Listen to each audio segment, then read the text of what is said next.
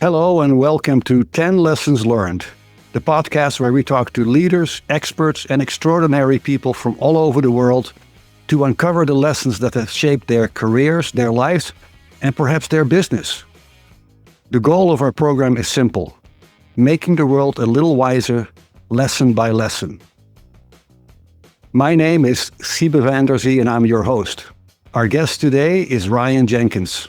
Ryan Jenkins has more than 2 decades of field experience in logistics, base life support, training, maintenance, and facilities management support in the United States and allied Army, Navy, Air Force, and Marine services in some of the most remote and austere locations in the world. Ryan tackles challenges head-on, and he welcomes the opportunity to solve problems with his broad global management experience, having lived, studied, and worked in the United States, Chile, China, Germany, South Africa, Turkey, Kuwait, Afghanistan, Bahrain, United Arab Emirates, Singapore, and the British Indian Ocean Territories. It's quite a list. Ryan Jenkins also held senior vice president and director level positions in Department of Defense Business Development and Capture Management, working for companies like Palladium International, Taylor's International Services, J&J Worldwide Services. You can learn a lot more about Ryan Jenkins on our website, 10lessonslearned.com. Hello, Ryan. Thank you for joining us. Thank you for your service. How are you doing? I'm doing well. Thank you for having me, Siebe. Well, it's a great honor to have you as a guest. And I'm curious, before we get into your 10 lessons, the work you've done, it's fascinating around the world. Tell us a little bit more about that. Yeah, so, my career started around the Great Recession time period. I was coming out of college at that time. I did ROTC during college, and I commissioned as an aviation officer. And so I started my career flying Black Hawks, and I did that for about 5 years. And around that time frame, of course, Iraq was in full swing. I was trying to do my part there, and I had an opportunity to go to Kuwait to be a Department of Defense contractor. And so, again, I never intended to have a career in the career that I've had. I intended to go there and do, as they call it, one and done, do 1 year and make some big money and get out. And here you are. And here I am. I'm still in the industry. I've had a lot of experience. But I went there. I was in Kuwait for about 4 years. I finished a couple of my master's degrees during that period.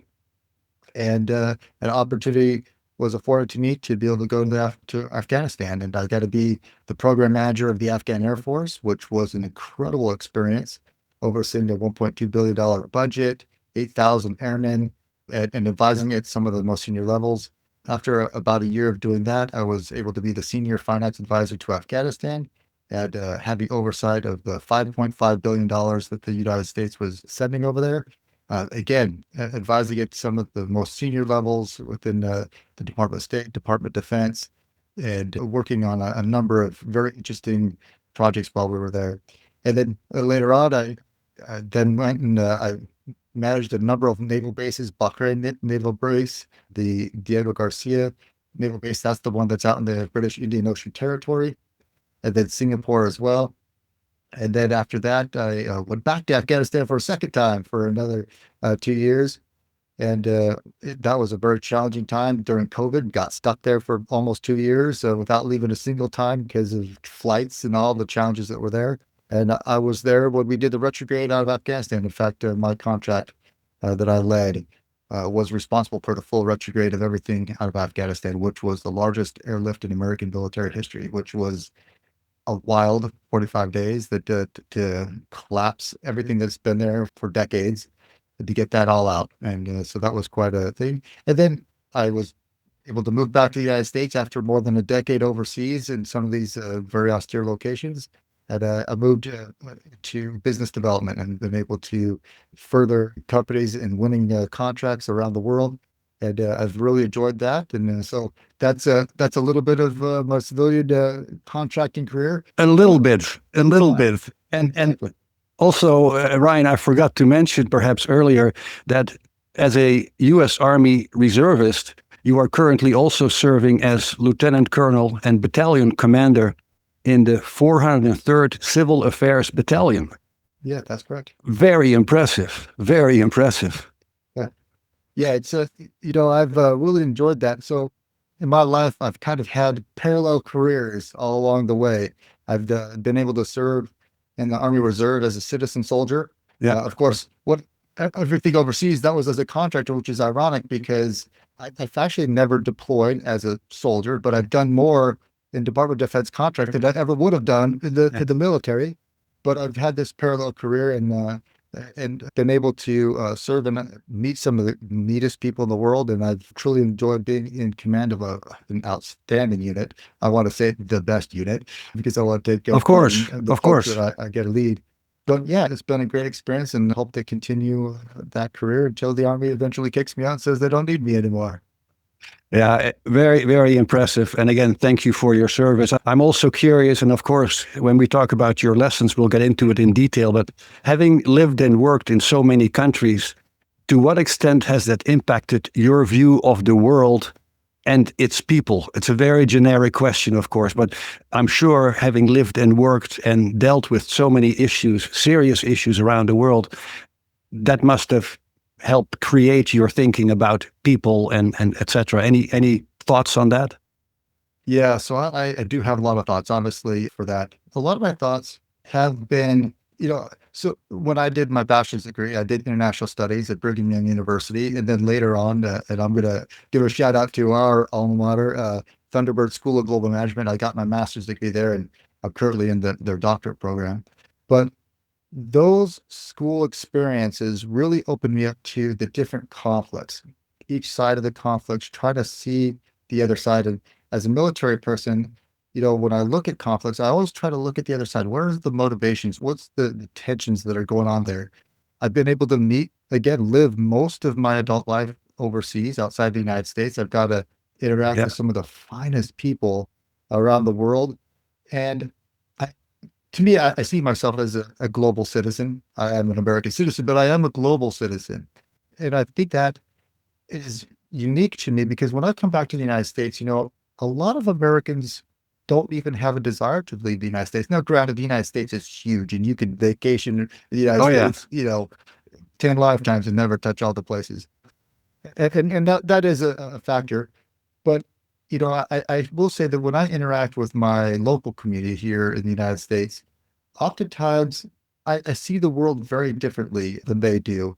And I think it is because I've interacted, I've had great friends that are Muslim with a totally different religion than my own. I've had great experiences in China. And I know you mentioned a big list of countries, but there's many more countries that I've visited along the way through business those are just the list of where I actually lived or studied or spent significant times where I had to acculturate myself. And the thing is too, I found this, Siebe, all these places I lived, you acculturate to that place. You'd be, I don't want to, this sounds kind of ironic, but, when I lived in China, I became Chinese sort of for a while because you start to see the world from their perspective when they talk about tensions with Taiwan and their perspectives, when you see them talking about back to the United States, when you watch the news from a different lens back to the United States and so forth. Being in Germany, you start to see when you're reading their newspapers and their articles and you're talking to your friends and coworkers, you just see the world from different lenses. And I think that just if I do have a position about how the United States isn't, and obviously I'm a U.S. military officer, so I root for my team, but I think it makes that patriotism even stronger of why I care about my team and the reasons why. I think it goes to deeper in levels and so forth. And so that's one thing I find out. Again, the other side they're people too. They have the same followers as you and I. They have the same challenges. They have different tensions from the economics and social or political and all these other issues that everybody deals with. But you do see themes that happen along the way. And that's the kind of stuff that I think that we can learn from to have a more robust and rich view of the world and other people. Well said. In your experience, global, worldwide experience, on the ground, dealing with people directly, if you look at it that way, is there perhaps a lesson that you have learned in life, in your work, and the work that you have done, that maybe you wish you would have learned when you were, let's say, 25 years old? Good question. So, when you and I began this discussion on the 10 lessons, I actually geared my 10 lessons to that 25-year-old, that 20 to 25-year-old, because I'll speak for myself, but at that age, I was a little lost. I came out of college thinking that the world was going to get handed to me, and it didn't. I had a very non-traditional career, obviously done some things that I didn't even know existed, to be honest. And I think that a lot of young folks, they think of what's an accounting degree, this bean counter that's in a dark corner and doing accounting numbers. But in reality, an accounting job is very diverse. I had accountants all over these places. All these places that I worked, I had accountants and other academic disciplines, and they're out in the field. They're outside. They're advising. They're taking these other types of roles, and so I think that's really key for young folks is to understand that you have to be very adaptable to the world. Yes, you want to get discipline, you want to get education, but that education is literally a starting seed to where to go. Many of us have multiple careers throughout a lifetime, and as adults, we need to know how to adapt and overcome. And of course, I've prepared these 10 lessons as ways to get past the largest obstacles that will help you to adapt and be resilient to the many changes that we're going to face in our lifetimes. I like it. Again, well said. Let's take a look at your lessons. Lesson number 1, early to bed, early to rise makes a man healthy, wealthy, and wise. I think I've heard that before, but I like your thoughts on it, of course. Yes. So, Siebe, I put this as number 1. And so, because I want to make sure we got this out the gates for any listeners that we get a good one out the gate.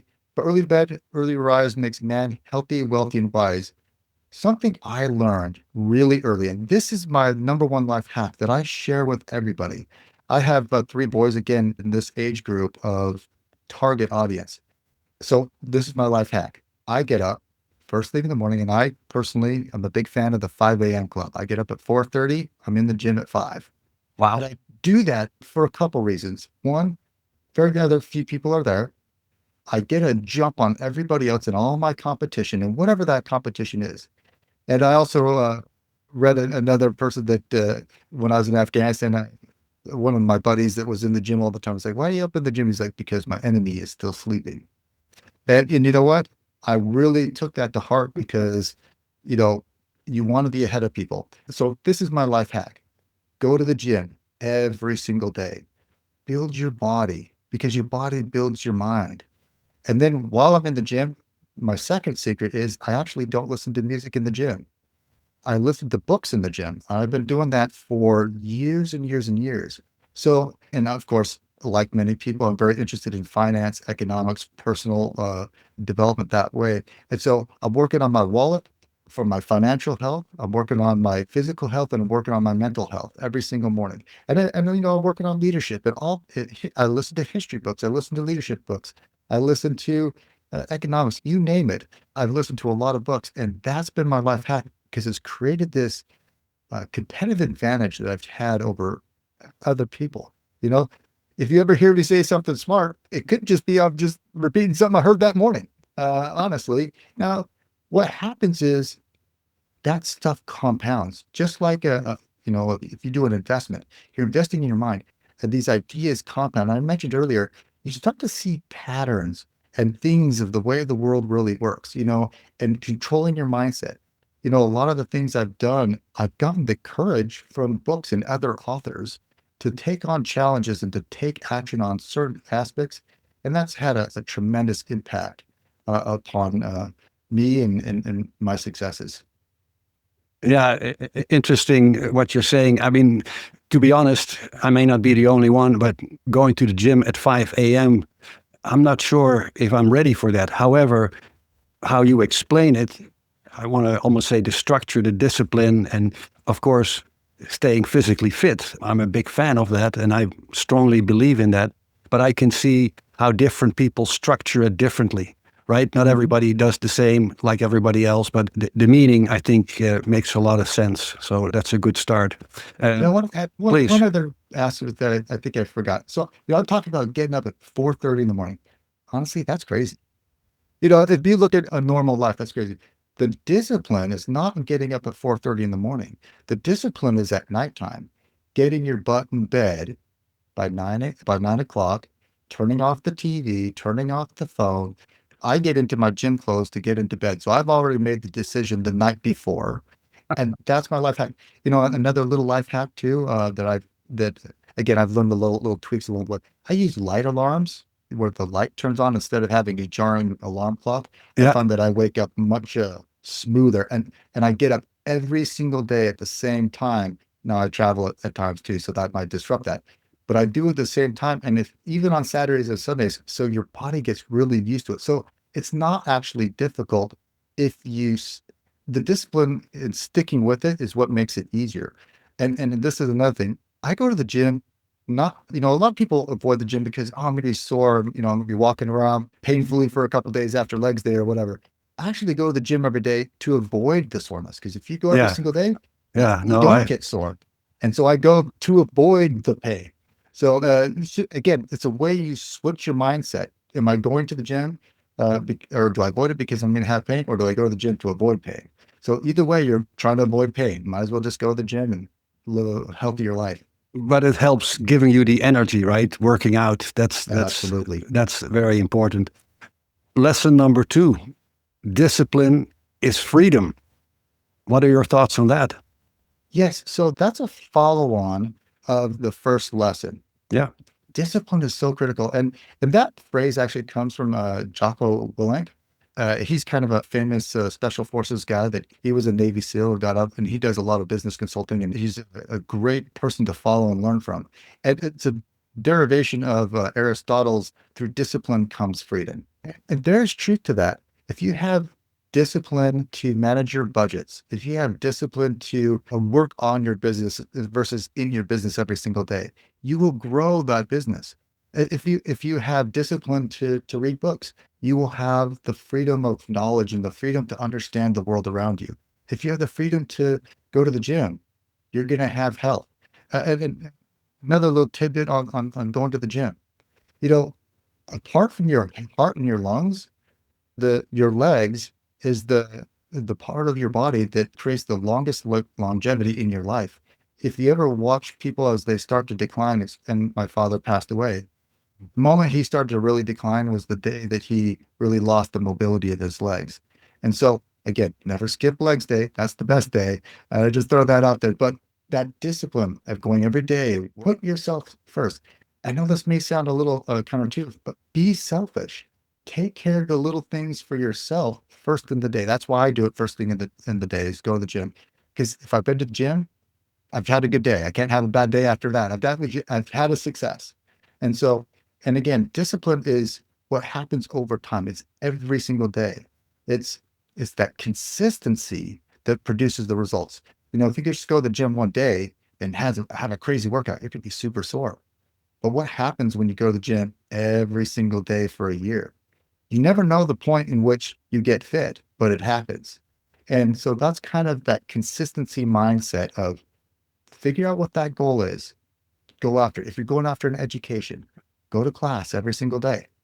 Let me ask you though, because I hear what you're saying and the consistency, the discipline.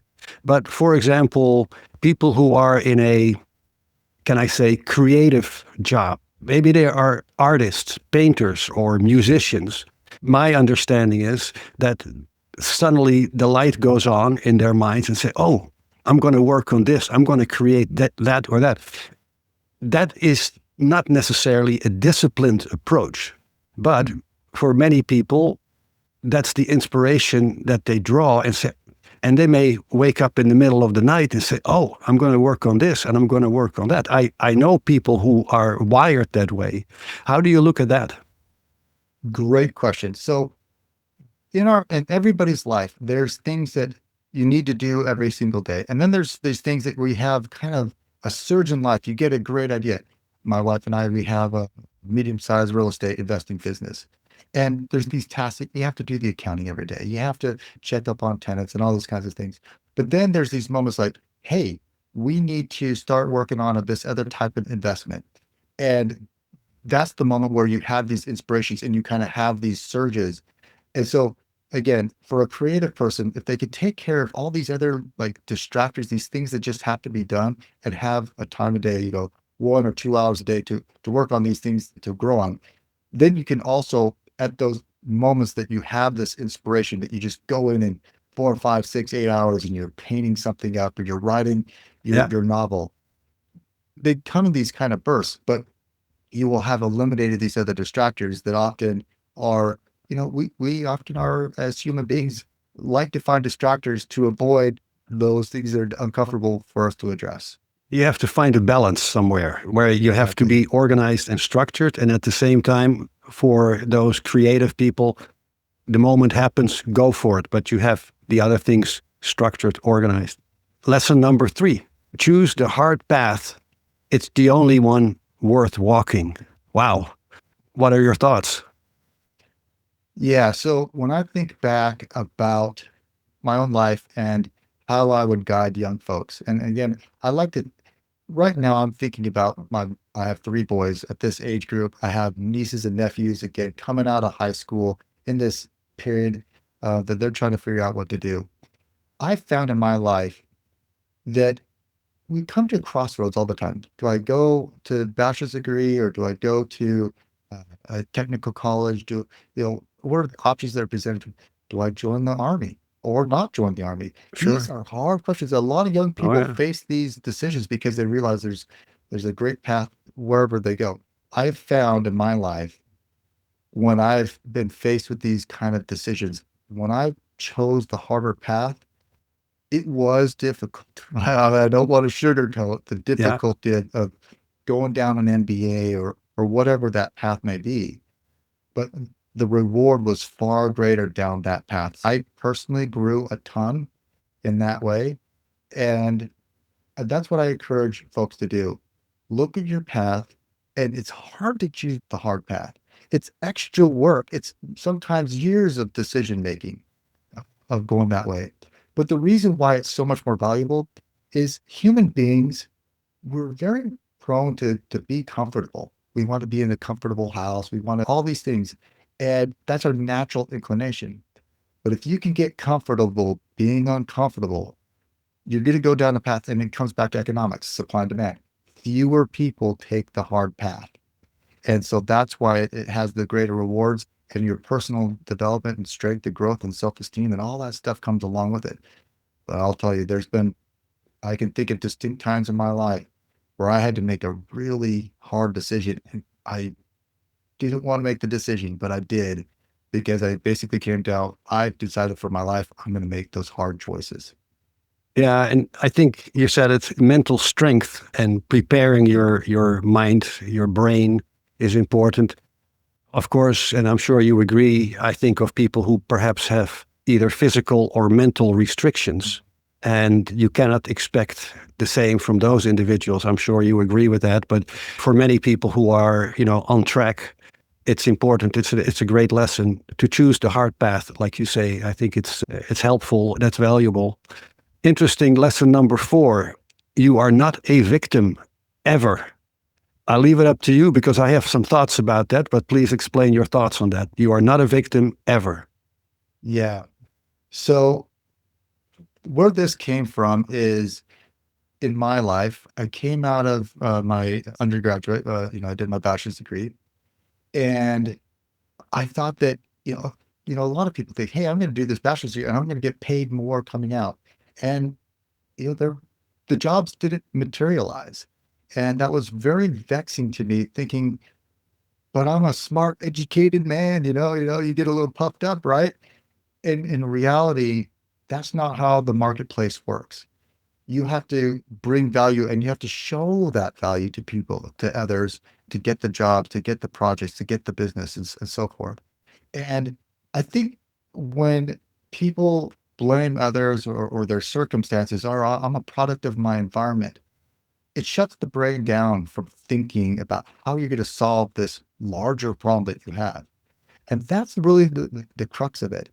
At that moment, again, I was thinking, okay, this is my environment. These are the conditions that I have to deal with. This is the marketplace. How do I change myself? I can't change the environment. It's impossible. There's rules, there's laws, there's things that are going on around. And again, as a young person, I was thinking, there's millionaires that have made it. How did they get there? They're no more smarter than I am. IQ's the same. We all come from different backgrounds. Yeah, some are, you could say, more disadvantaged than others, but why not turn that disadvantage into a strength? You Well, know? but perhaps, Ryan, that is also related to the country where you and I are living, United States, the land of opportunity. And as you know better than many other people, there are many countries where there are not equal rights, equal opportunities based on sometimes gender, based on race, based on religion. How do you look at that? Because, you know, we're going worldwide with our podcast, and somebody says, yeah, that sounds good, but I don't have the freedom to do the things I would like to do. Good question.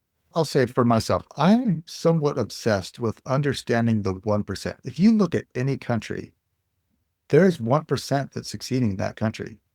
What are they doing different? What are they thinking different? What were the experiences that they did or put themselves into places to try to change where they are? You can accept your environment and say, oh, I'm just going to be an average person and not grow. Or I could say, well, maybe I need to choose the harder path, like I said before, and maybe I need to again read books, go to the gym, read the books of the people that are the 1%. They'll tell you their secrets for $10. I mean, they'll give you 10 years of experience for Sure. $10, and it only takes you, most books are less than 10 hours. Honestly, most books are 5 hours to listen to. So again, are you willing to pay 5 hours of time to learn the secret of the 1%? And you might have to read many books to do that. But the point is there is always a 1%. There's a top 10% of every single country. So it depends on how you're reacting to your environment versus just letting your environment act upon you. And the thing is I think that there's strength in owning your situation. I'm here. I don't want to be here. I'm uncomfortable. I want to get out of this place. What are the actions? You can only control your behavior. You can't control the behaviors of others. Right. And it also comes down to mindset. Another thing I kind of learned early on is there's a couple words I loathe. I hate these words. Deserve. You don't deserve anything. Mm. You Mm. don't deserve anything. I don't care what you are. Even if you've done a lot of successful things, you still don't deserve the next successful thing. Now, what happens is you put yourself in a place where you are more like you can create your luck, right? If you open enough doors, you can be able to walk through some of those doors. The other word I don't like and I really hate is the word fair. Nobody can define Mhm. what fair is. Everybody talks about the rich and the poor, but if you ever listen to politicians, the rich have to pay their fair share in taxes or whatever. They never define what rich actually is, and they never define what fair actually is. It's an emotional word, and the, the truth is, life isn't fair. Nothing's fair, and in fact, you can create things in your life that make you have a competitive advantage so that you are able to reap greater rewards. If you sow more seeds, you're going to have a larger orchard than the guy next to you. It's about what you do. You are responsible for your behavior, and nobody else is responsible for that. That's the life lesson there. I like it. Thank you. Lesson number 5, pay life's tuition, serving your country, right? Your community, your family. Is that the thought that you have for this lesson?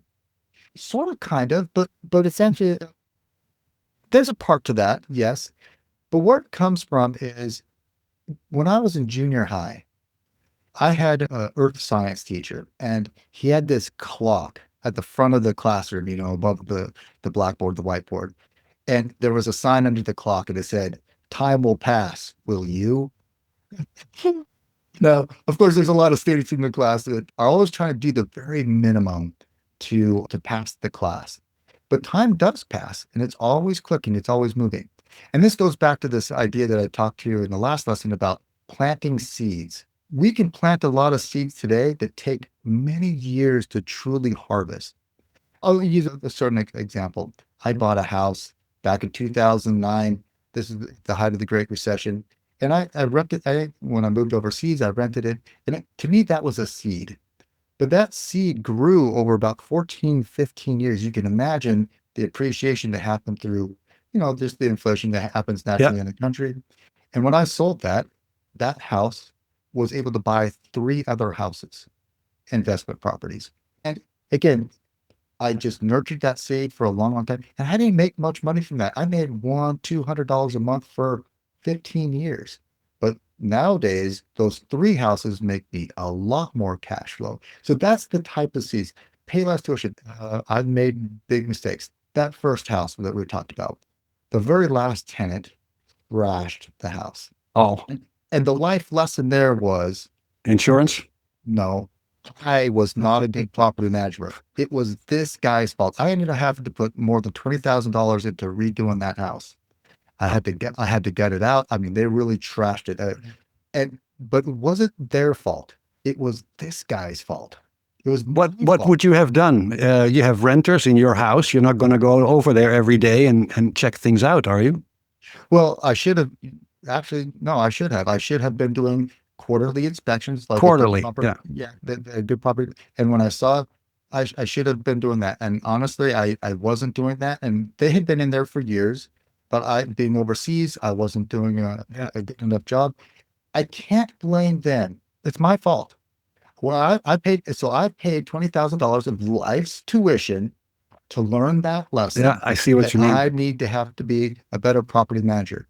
Sometimes you're paying a life tuition and other mistakes, you know, bad relationships, romantic relationships. You put time and effort and money into relationships that don't, you got to take the life's tuition and say, okay, what am I going to learn from this? You've got to sit down and actually learn the life lessons, write them down, think about them, and then don't repeat them or make better decisions going forward. So that's the idea of there's this tuition that you pay for the life lessons. And sometimes they're expensive and they're more expensive than actual formal education because those experiences are extremely valuable. Now, I'll say from that experience, that $20,000 plus life's tuition, I am a much better property manager today. I'm much more on top of all my, and I have more properties.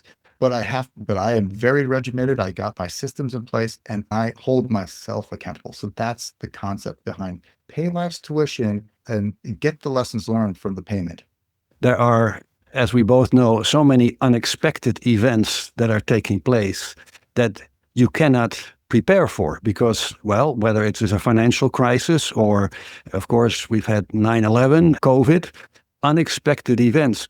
How do you prepare for those? Can you prepare for those? The unknown, the unexpected. Yeah. Absolutely.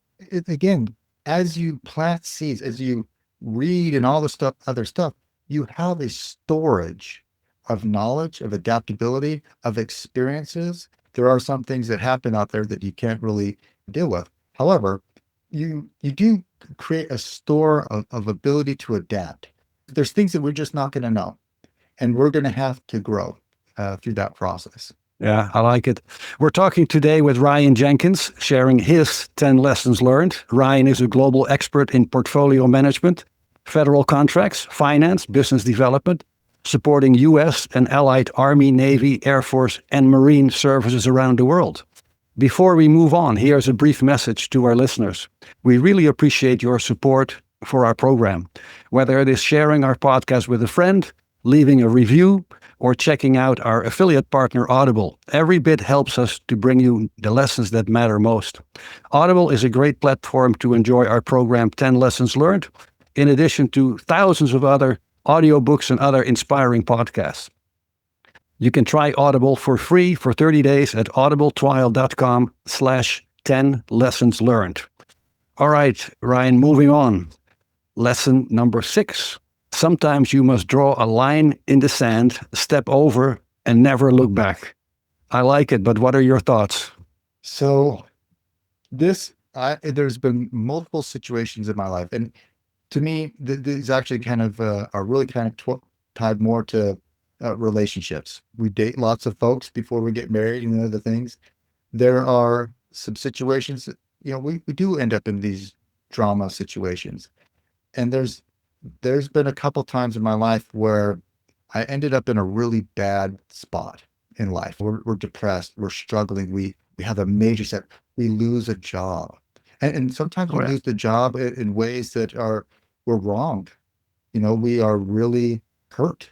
I've found that there's been times that I've had to draw a line in the sand, step over it, and decide I'm not going to be that anymore. I'm just going to have to leave that. There's no way to fix some things.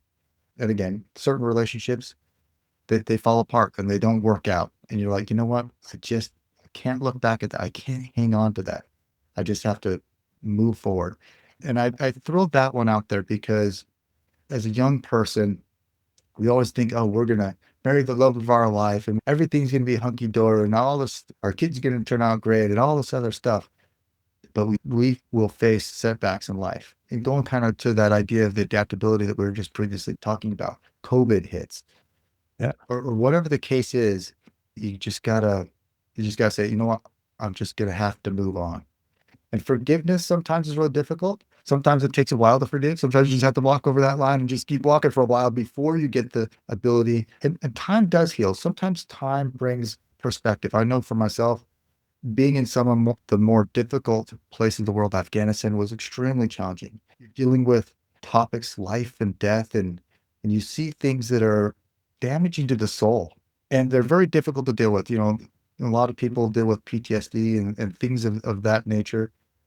But time does help because it creates a little distance. It creates those moments that you break up with that girlfriend that you thought was the one. And a year later, you can see, wait, there was a lots of red flags that I just ignored. And maybe I had some red flags too. You got to look back at yourself. You're like, maybe I wasn't the right person. Maybe I was doing things that was damaging to her and other things like that. And perhaps sometimes, Ryan, and it's not so much related to a girlfriend, perhaps, but disagreement with a person, say, hey, I'm done with this. But sometimes there is a way to find common ground and perhaps help that other person understand where you are coming from and find common ground in terms of people who you do not agree with, that somehow you have to help them understand better. Does that make sense to you? Absolutely. In human life, we have these moments where we come to a real conflict, and sometimes there's not answers to conflicts, and that's understandable. And you just have to figure out, okay, how do I exit from this conflict?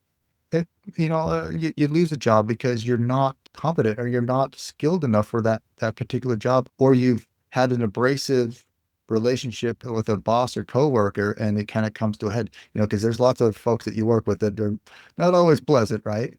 Well, what's the lessons learned that I can take from that, where I can adjust, and next time I encounter this situation, I can react better.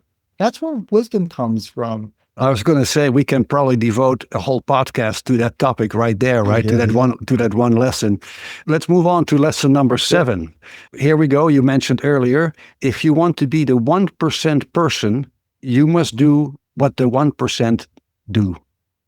And I have an idea what you think about that, but please explain.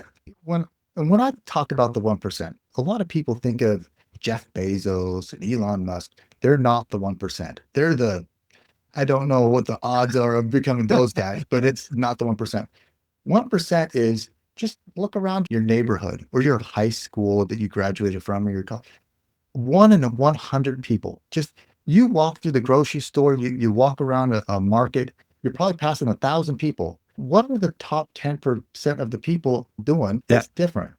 Because the 1% do things different. And I found that myself. They think differently. They've learned differently. They've built experiences. They're always kind of crawling up that ladder. And some of the things that I noticed that they do is they seek leadership roles. Now, in the U.S. Army, there's the definition of what a leader is, and it's a be, know, do. So you have to be the character of the 1%. You have to think of yourself in terms of the 1%. And you have to then learn what the 1% do. And this is where my life hack really comes into play, is one, that, of course, going to the gym, but listening to the books morning. For me, there's a lot of days I don't want to go to the gym. And actually, I'm more motivated for the book than I am to the gym. That's And that's, interesting. yeah, I actually could say more than half of my days is more interested in the book than the gym. But I'm there, I do my lifting, I do my workout, but I'm listening to that book. And they're learning about what other one percenters do.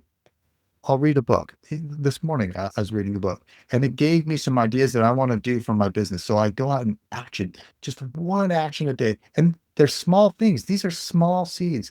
If you improve your business, just 1% a day. Think of the exponential. And by the way, that 1% compounds. It's not just a straight 1%, it Yeah. compounds. And so that's the benefit that happens along the way. The other thing I've noticed about one percenters that are distinct from everybody else. Now, we all work 9 to 5, the classic 9 to 5. That's what feeds you. But the 5 to 9 is what will build your wealth. And if you focus on the 5 to 9 in the morning and the 5 to 9 at night, that's where people work on their side hustles. That's where people go and get extra education. So my 5 to 9 in the morning, I spend on, like I said, going to the gym, listening to books, working on some of my business stuff. When I get to the 9 to 5, I work very hard for my employer. I'm really looking for that success. And then in the evening, my 5 to 9, I've been working on my doctorate degree over the last few years, other education credentials. Sometimes I go back and work on my business. As a battalion commander, I spend a lot of my evenings replying to emails, making sure that my soldiers are taken care of, and all the administrative tasks. So again, wealth is built in the 5 to 9 as opposed to the 9 to 5. And You- that's what the 1% do differently. They trade TV, they trade all these other things for what they really want in life. It's very structured, very organized. Yes. Yeah. And that's not easy for many people. And it's discipline, right? Yeah. Am I going to focus on my 5 to 9? Am I important enough that I'm willing to construct the life the way I want it to be and do it every single day? But are you willing to trade as opportunity cost? What are you willing to trade for what you truly want inside your heart? Yeah. And so that motivation, there has to be, it's not just, okay, I'm going to spend time, 5 to 9 on things. If you don't see progress, or if you don't really have an interest, like you talk about listening to books while you're working out, that makes sense to you. There will be other people. I know one of them, me. When I work out, I like to listen to music. So it's whatever works for that individual. But there is that structure. And I think it's fair to say that there are a lot of people that do not live in that sense a structured life. I feel pretty disciplined myself. Not sure if my wife agrees, but you apparently seem to be very structured with that. And of course, it's an important lesson. Indeed, lesson number 8, you already indicated some of it. Avoid addictions. And well, perhaps you can give some examples. How do you avoid addictions? There are a lot of addictions in this world. And what I've found is, particularly for young folks in this 20 to 25 range, is a lot of your life habits begin at that stage in your life. And there's lots of addictions. I'll just, again, I speak for myself because Sure. there's some things that I've mastered, others that I struggle with, and other things. I've never drank alcohol, and I've Never. never once in my life. And you know what? My father never did either, which I think was an influence on me. And he grew up in the 70s, where it was, raging. But I've never missed drinking alcohol. Now, I've been to lots of corporate parties and bars. I've been in the Army. Sure. I'm always the designated driver. So I've been to a lot of places like that. I've never missed it. I'll be honest, I just haven't. And I actually feel that it's a little bit of a competitive advantage. I just don't see how it truly benefits people. And that's one thing that I think that I've observed in my life. There's lots of great people that I observe, even the very top people, and they're waiting for the alcoholic party at the weekend, and they're always waiting for the beer at the end of the day. When you're spending time on something like that, what are you not spending time on? And so that's the first one. Of course, smoking. We know the health issues with smoking, drugs. Nowadays, there's so many recreational drugs within the United States, and people, their whole life is geared towards the next time that they get to have the recreational drug or whatever. All these things take away from your soul in real ways. But there's others. Caffeine. How many people are really, they have to have their caffeine in the morning, their coffee in the morning. I'll share a personal experience. I'm actually been caffeine sober for over 5 years now. It was in Afghanistan. I was struggling with a lot of things. Of course, I was working out and all this kind of stuff, and I slammed out the monsters and these energy drinks and stuff like that.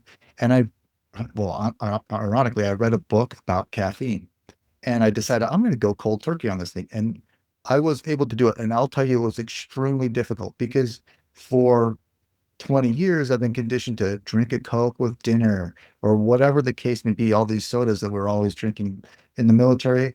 The energy drinks are rampant. They're everywhere because people live on them to stay awake and all the stuff, that energy piece. I can say my life is far healthier and better nowadays that I have no need for caffeine. I'm a water guy. And so that's kind of what I went to. It was not easy. Even a year later, that the mental struggle of, hey, man, that Coke looks good, but I'm going to stick to it. Nowadays, not even a big deal because I've got so much time in it. But that's an example of getting away from these things that we're beholden to. That I know people that have gambling issues. It ruins their finances. It ruins their families. They throw away their futures with gambling. Social media. This is the one that's really a plague right now in our life. I mean, we all struggle with hours on hours just scrolling and looking at these 7-second videos that are designed to suck you in. They know you better than you know yourself. They know your psychology. They know these drips of dopamine will hook you. We get addicted. So many people, and I'll be the first. We get addicted to love. We get addicted to the girlfriend or the relationship. We sometimes get addicted to the drama involved. Some people bring lots of drama in their life. Well, let me challenge you a little bit. How about being addicted to getting up at 5 in the morning and go to the gym? That's a good point. I could always sleep in. But you're right. I guess you got to choose your addictions, right? I don't think that it's such an addiction because I don't have to do it, But because it's always a struggle to get to it. I understand what you're saying, but you're talking about the addiction. Indeed, you're stuck. You cannot, your day is not going to be right if you don't have whatever, alcohol or drugs or any of the things you mentioned. It's an addiction. It's not only that, but I really want to focus on what's the opportunity cost? What's the trade-off? If I don't go to the bar on Friday night, what else could I be doing? Could I take an hour or two to work on my side hustle? Is it an hour or two that I could work on going on a date with my wife? It's the trade-offs, gambling. If you're addicted to gambling, hey, the time to spend with gambling, but also, hey, are you gambling away your down payment for a home? We spend hours scrolling. It's a good point. Lesson number 9.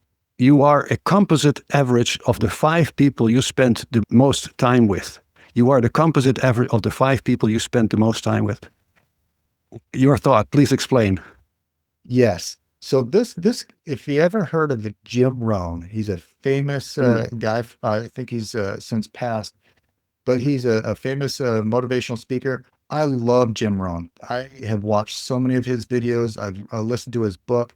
He has so many wise, sage lessons like this. And if you think about yourself, the 5 people that you spend the most time with you are that average. And the reason why this lesson learned it comes up is I actually asked my boys, hey, what's a life lesson that you got from me that I was saying all the time that really made you think? And this was the one that they came up as the number one, that it was somewhat counterintuitive because they think about their friends. And, if you're hanging out with the people that are doing drugs all the time, what's the odds of you doing drugs too? What happened to me and where this really came to my life?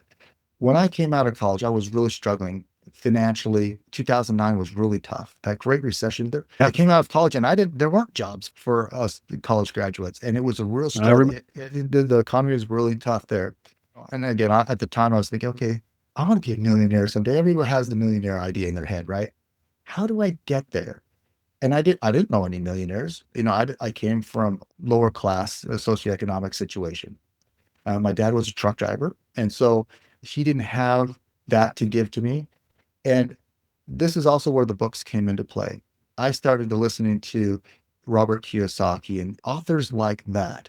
So I decided I was going to make the books and the authors of the books part of my composite average of my 5 people. So I wanted at least of the 5 people I spent the most time with during the day, I wanted one of them to be a millionaire. And I wanted to spend time with that millionaire, listening to their books, listening to their lessons. And they're actually talking to me, telling me their secrets, their life lessons. And that had a Yeah. tremendous impact on me as I continued to do that over, more than a decade. And so that's the thing is put yourself around people that will pull you up and also pull people up around you, be a mentor and mentor others. But that's the general concept there. Also, for many of us that are married, your wife. You've heard me talk about relationships throughout this.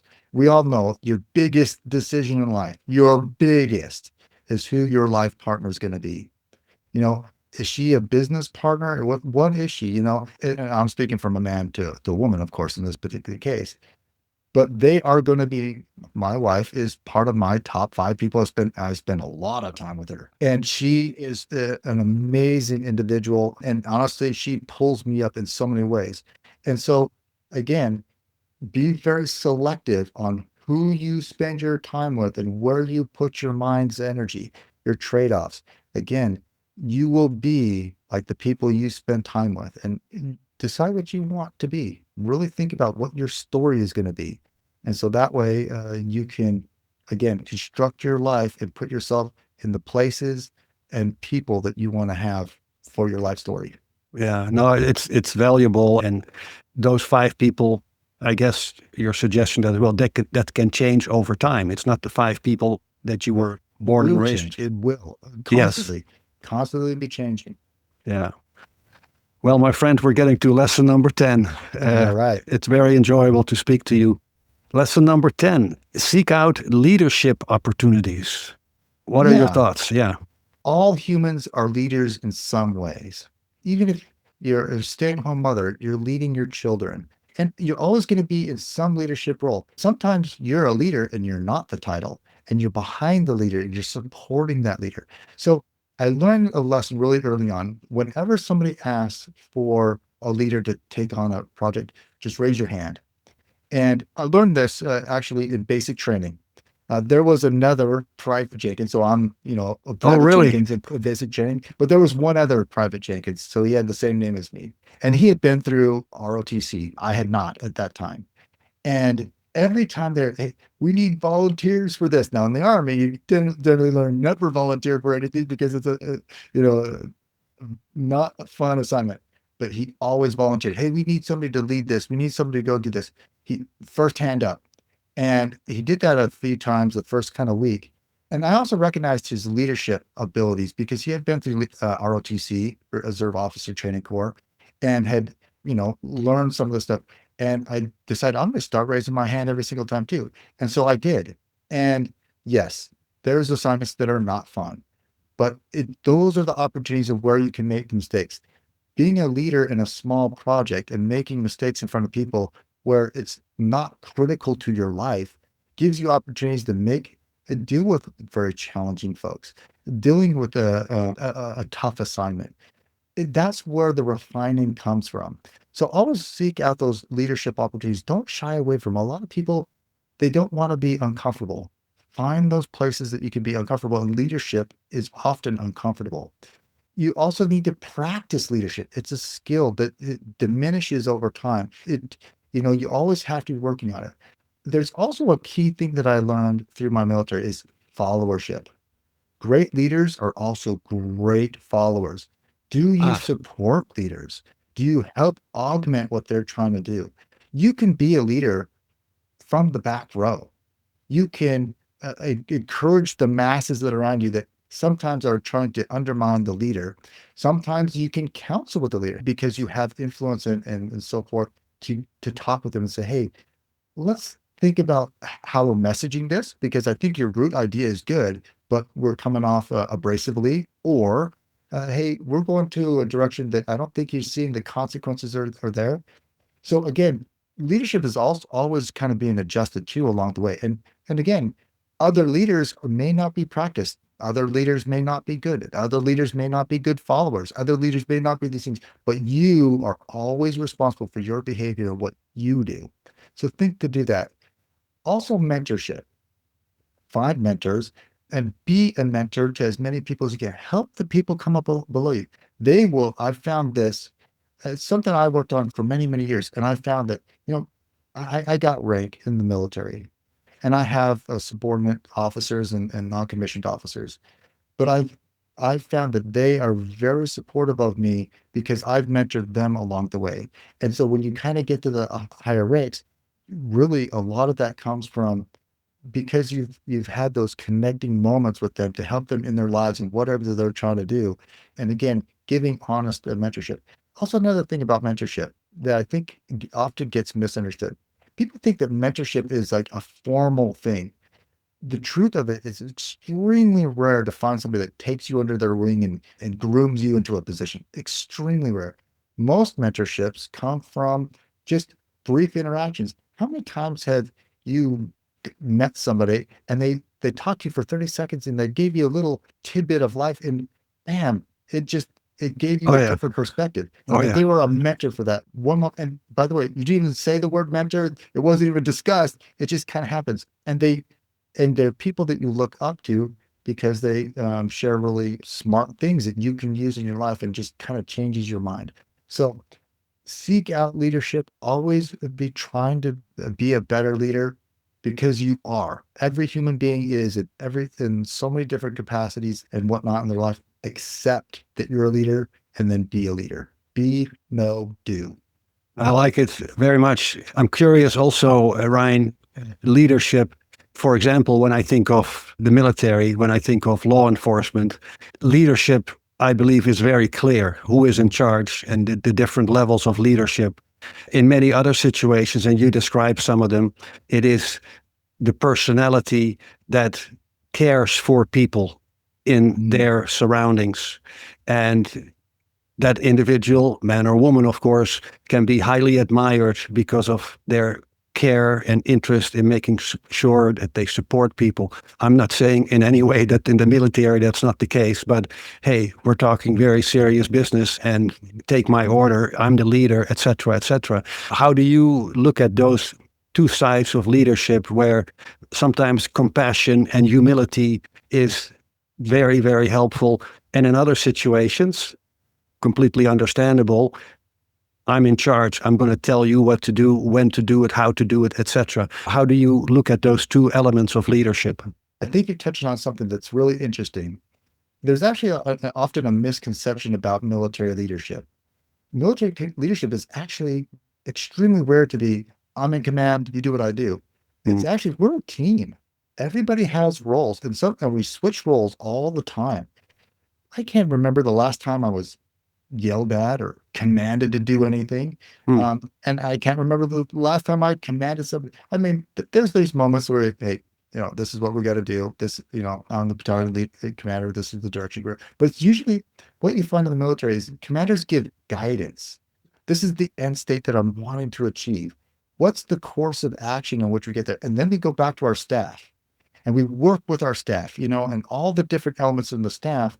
If you look at real good military leadership teams, they work very well. They train a lot together. So that increases efficiency in the communications and stuff like that. There's a Sure. lot of trust. Trust does not come from belittling others or screaming at them. It comes from consistency and knowing that they got your back, you got their back. And so it's actually very team oriented. And that applies to everywhere. Very well said. Thank you.